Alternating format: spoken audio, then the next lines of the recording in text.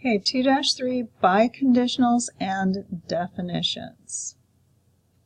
A biconditional combines a true conditional and its true converse. When it combines it, it uses if and only if.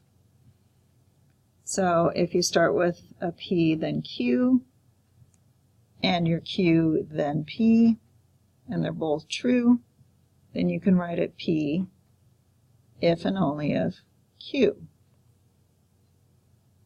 An example, if an integer is divisible by 10, then the last digit is a 0. So 200 is divisible by 10, 180 ends in a 0, it's divisible by 10, so that is a true statement. So if you look at its converse, if an integer's last digit is 0, then it is divisible by 10. Again, anything that ends in a 0 is divisible by 10, so that is also a true statement. So we can combine it into one statement. An integer is divisible by 10 if and only if the last digit is a 0. And that is also a true statement.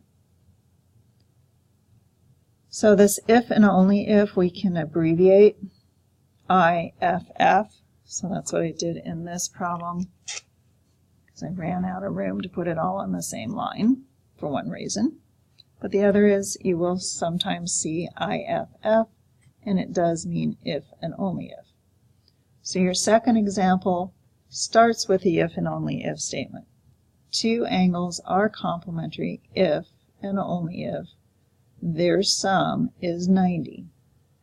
And they want you to break that up into the two conditional statements. The original, if two angles are complementary, then their sum is 90. So you just read through it, put your comma, if in front, your then afterwards, after the comma, and then flip it. So if two angles sum is 90, then they are complementary angles. So with that, they want us to know what a good definition is, because it uses our biconditional statements.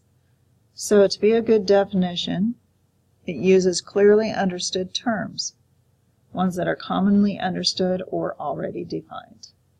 It has to be precise. So avoid words such as large, sort of, and almost. And it has to be reversible. So it can be written as a true biconditional statement. And that's why they include definitions in here. So if we were to look at the definition of a pentagon. So a pentagon has 5 sides. It is a polygon. So if we were to write that as a conditional, if a polygon is a pentagon, then it has 5 sides. Or maybe you thought about if a polygon has 5 sides, then it is a pentagon. Both of those are true statements, so we combine those two into the definition. A polygon is a pentagon if and only if it has 5 sides. That would be your definition of a polygon, because it is reversible, it is precise, and it uses clearly defined terms. Now you may start your homework.